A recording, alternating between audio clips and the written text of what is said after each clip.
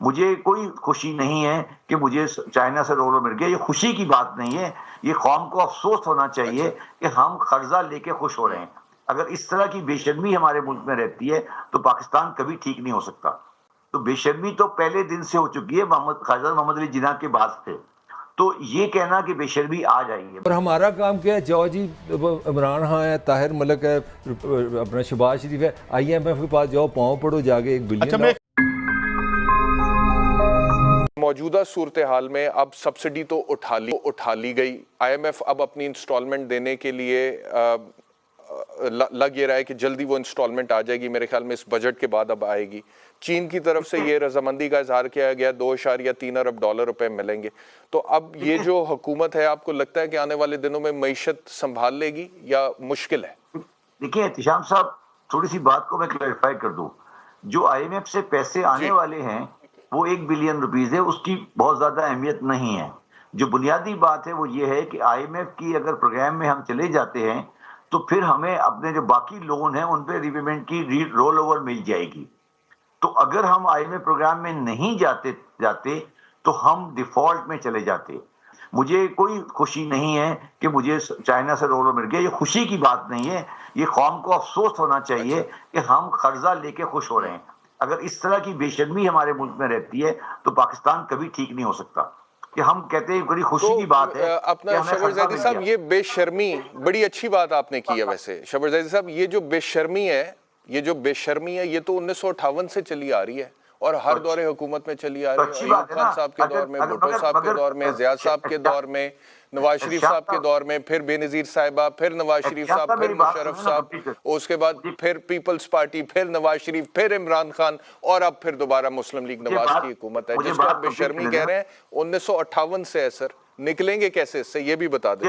इस बेशर्मी में कि बेशर्मी 58 से नहीं हुई है, बेशर्मी उस वक्त से हुई है जब लियाकत अली खान ने पहला प्रोग्राम किया था अमेरिका के साथ वर्ल्ड बैंक का। तो बेशर्मी तो पहले दिन से हो चुकी है, ख्वाजा मोहम्मद अली जिन्ना के बाद से। तो ये कहना कि बेशर्मी आ जाएगी, मगर फर्क इतना है श्याम साहब कि पाकिस्तान में चंद एक मेरे जैसे लोग हैं जो इसको बेशर्मी कह रहे हैं, या मेरा जैसा आदमी था जिसने ये 6 महीने पहले कहा था कि पाकिस्तान दिवालिया है। तो कम से कम अब जो फर्क सिर्फ इतना है कि हम ये समझते हैं कि हमें अपनी बहुत सारी चीजों को रिस्क लेने के बाद पब्लिक में आके कहना ये पड़ रहा है आज कि आप दिवालिया हैं और आप बेशरम भी हैं।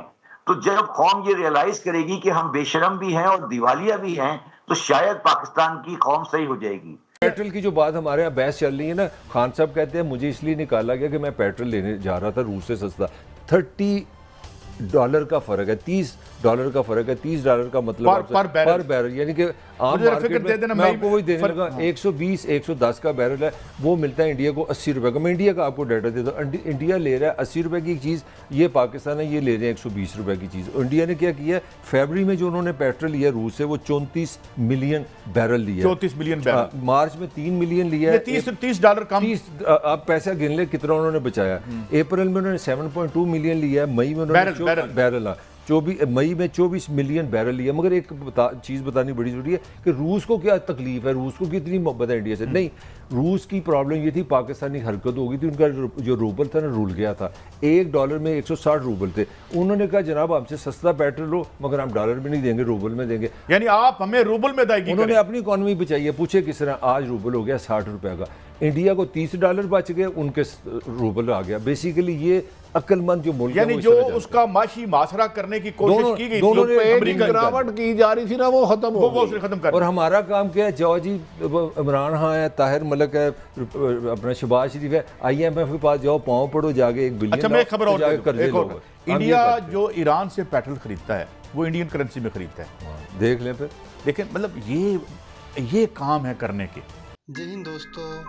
पाकिस्तान के आर्थिक सलाहकार रहे शबर ज़ैदी साहब ने पाकिस्तान को लेकर एक डिबेट शो में बहुत कड़वी लेकिन सच्ची बात कही कि पाकिस्तानियों को न जाने क्या हो गया है, दूसरे देशों से मिलने वाले कर्ज पर अफसोस जताने की बजाय खुशियां मनाते हैं।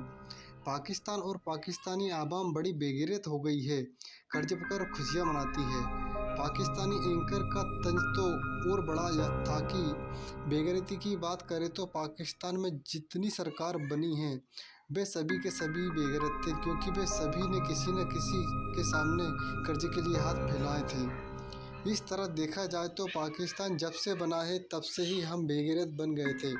लेकिन हम जैसे लोग ये बात लोगों के सामने कहें कि पाकिस्तान दिवालिया भी है और बेगैरत भी, तो शायद पाकिस्तानी आवाम में कुछ सुधार आ जाए।